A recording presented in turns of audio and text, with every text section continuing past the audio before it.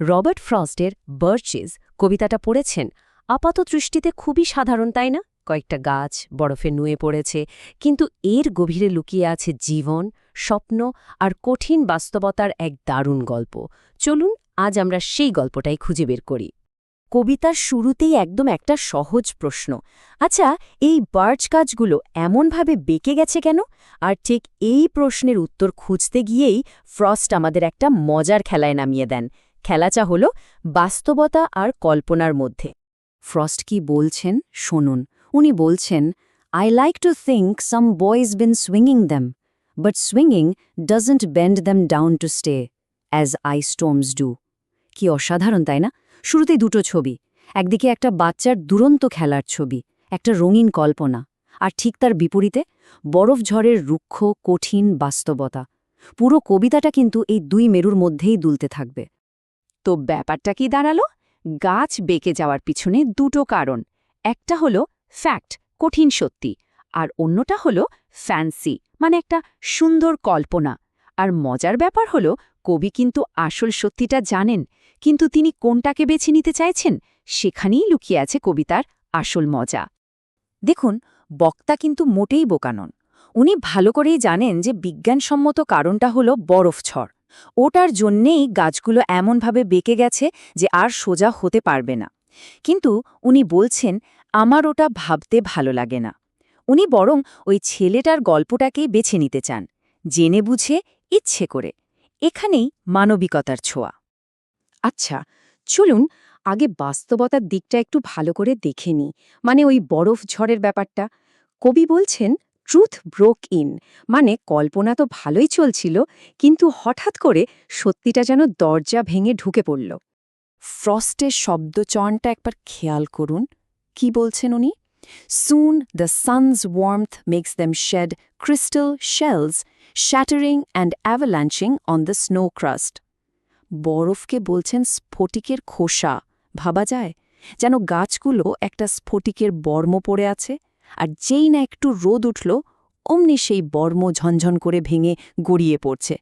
চোখের সামনে যেন পুরো দৃশ্যটা ভেসে উঠছে, তাই না? কিন্তু এই দৃশ্যটা যতটা সুন্দর ততটাই বিধ্বংসী। পরের লাইনগুলো শুনলেই সেটা বোঝা যায়। Such heaps of broken glass to sweep away, you'd think the inner dome of heaven had fallen. ভাঙা কাচের স্তূপ, মনে হচ্ছে যেন স্বর্গের ছাদটাই ভেঙে টুকরো টুকরো হয়ে নিচে পড়েছে। সৌন্দর্যের আড়ালে কি ভয়ঙ্কর একটা ধ্বংসের ছবি। সোজা কথায় বরফ ঝড় গাছগুলোকে এমনভাবে নুয়ে দিয়েছে যে সেই ক্ষতিটা পার্মানেন্ট। ওগুলো আর কখনো আগের মতো মাথা তুলে দাঁড়াতে পারবে না। প্রকৃতির এই কঠোরতার চিহ্নটা ওদের গায়ে সবসময় থেকে যাবে। আর ঠিক এই স্থায়ী ক্ষতির ছবিটাই কিন্তু ছেলেটার খেলার ছবির সাথে একটা দারুণ কন্ট্রাস্ট তৈরি করবে। ওকে, তো বাস্তবতার কঠিন জগৎ থেকে এবার একটু বেরোনো যাক। চলুন এবার আমরা কবির পছন্দের জগতে ঢুকি, সেই একলা ছেলেটার গল্পে যে শহর থেকে অনেক দূরে প্রকৃতির মধ্যেই নিজের খেলার মাঠ বানিয়ে নিয়েছে। কবি সরাসরিই বলছেন, I should prefer to have some boy bend them. Some boy too far from town to learn baseball. খেয়াল করেছেন? I should prefer, আমি এটাই ভাবতে চাই। উনি ইচ্ছে করে এই গল্পটা বাছছেন। এমন একটা ছেলের কথা ভাবছেন যার শহরে গিয়ে বেসবল শেখার সুযোগ নেই, তার কোনো খেলার সাথীও নেই। তো সে কি করবে? সে একাকিত্বকে হার মানিয়ে গাছগুলোকেই তার খেলার সাথী বানিয়ে নিয়েছে। আর এই গাছে চড়ে দোল খাওয়াটা কিন্তু যেমন তেমন খেলা নয়, এটা একটা আর্ট, রীতিমতো শিল্প। সাবধানে একেবারে মগডালে চড়তে হয়, ঠিক সময়ে ঝাঁপ দিতে হয়, একটু আগেও না পরেও না, এমনভাবে ব্যালেন্স রাখতে হয় যেন একটা কাপ কানায় কানায় জলে ভর্তি, তারপর পা দুটো আগে ছুঁড়ে দিয়ে সুইশ করে নেমে আসা। এটা শুধু খেলা নয়, এটা ধৈর্য, ভারসাম্য আর প্রকৃতির নিয়ম বোঝার একটা পাঠ। এবার বরফ ঝড়ের সাথে তুলনাটা করুন। ঝড়টা গাছগুলোকে চিরদিনের জন্য নুয়ে দিয়েছে, ভেঙে দিয়েছে, কিন্তু ছেলেটার খেলাটা, সেটা গাছগুলোকে বাঁকায় ঠিকই, কিন্তু ভাঙে না। এটা একটা আনন্দময় সম্পর্ক, যেখানে কেউ পরাজিত হয় না। গাছগুলো যেন ছেলেটার খেলারই একটা অংশ হয়ে ওঠে। আর ঠিক এই জায়গাতেই কবিতাটা একটা অসাধারণ মোড় নেয়। এতক্ষণ ধরে বক্তা যেন দূর থেকে দেখছিলেন, কিন্তু এখন উনি বলছেন, আরে এই ছেলেটা তো আমিই ছিলাম। উনিও একসময় বার্চ গাছে দোল খেতেন, আর এখন বড়বেলার চাপে যখন জীবনটা একেবারে দুর্বিষহ মনে হয়, তখন তার মন চায় শৈশবের সেই মুক্তির দিনগুলোতে ফিরে যেতে। কখন এমনটা মনে হয়? কবি বলছেন, "It's when I'm weary of considerations and life is too much like a pathless wood where your face burns and tickles with the cobwebs." এই পথহীন জঙ্গল বা পাথলেস উড, এইটাই হলো কবিতার কেন্দ্রবিন্দু। আমাদের প্রাপ্তবয়স্ক জীবনটা ঠিক এই রকমই, একটা জঙ্গল যার কোনো রাস্তা নেই, কোথায় যাচ্ছি জানি না, আর মুখে চোখে সারাক্ষণ মাকড়সার জালের মতো ছোট ছোট বিরক্তি সমস্যা লেগেই আছে। তার মানে বার্চ গাছে চড়ে দোল খাওয়ার ইচ্ছেটা আসলে কি?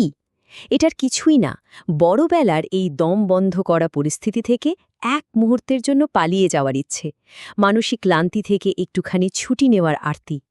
কিন্তু এখানে একটা খুব খুব গুরুত্বপূর্ণ ব্যাপার আছে। এই যে পালিয়ে যাওয়ার কথা হচ্ছে, এটা কিন্তু জীবন থেকে চিরতরে পালিয়ে যাওয়া নয়।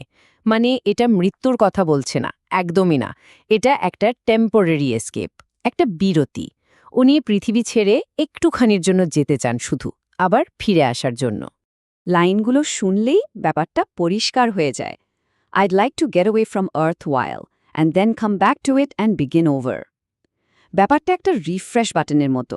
কিছুক্ষণের জন্য দূরে যাও, রিচার্জ হও, আর তারপর ফিরে এসে আবার নতুন করে শুরু করো।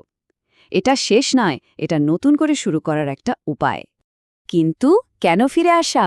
কেন এই পৃথিবীর প্রতি এত টান? কারণ এত কষ্ট, এত ঝামেলার পরেও কবি জানেন যে Earth's the right place for love. I don't know where it's likely to go better. ভালোবাসার জন্য এই পৃথিবীটাই সেরা জায়গা। এর চেয়ে ভালো আর কিছু হতে পারে না। জীবনের প্রতি এর থেকে বড় স্বীকৃতি আর কি হতে পারে? তো আমরা কবিতার একদম শেষ পর্যায়ে চলে এসেছি। এখানে কবি আমাদের জীবনযাপনের একটা দর্শন দিয়ে যাচ্ছেন, সেই বাস্তবতা আর কল্পনার মধ্যে ব্যালেন্স করার দর্শন। ব্যাপারটা কি দাঁড়ালো? বার্চ গাছে চড়ে ওপরে ওঠাটা হলো সমস্যা থেকে, ক্লান্তি থেকে মুক্তি, আর আস্তে করে পৃথিবীতে ফিরে আসাটা হলো রিনিউয়াল বা নবজীবন লাভ। একদিকে মুক্তি, অন্যদিকে ফিরে আসা, এই দুটো মিলিয়েই তো একটা সম্পূর্ণ জীবন। আর কবিতার শেষটা দেখুন, কি সহজ অথচ কি গভীর। That would be good, both going and coming back. One could do worse than be a swinger of birches. মানে জীবনে এর চেয়ে খারাপ পথ অনেকেই বেছে নেয়, কিন্তু যাওয়া এবং আসা দুটোই যদি ভালো হয়, তাহলে বার্চ কাছে দোল খাওয়া মানুষের মতো জীবন কাটানোটা খুব একটা খারাপ নয়। এই যে কল্পনার ডানায় ভর করে ওপরে ওঠা, আবার মাটির টানে, ভালোবাসার টানে ফিরে আসা, এটাই তো একটা সুন্দর জীবন দর্শন। চলুন আজকের আলোচনাটা একটা প্রশ্ন দিয়ে শেষ করি। আচ্ছা, আমাদের নিজেদের জীবনে এই বার্চ গাছে দোল খাওয়ার মানে কি হতে পারে? আমাদের সবার জীবনেই তো ওই পথহীন জঙ্গল আছে। সেই জঙ্গল থেকে বেরোনোর জন্য, একটু রিচার্জ হওয়ার জন্য আমাদের বার্চ গাছ কোনটা? এটা কিন্তু ভেবে দেখার মতো একটা বিষয়।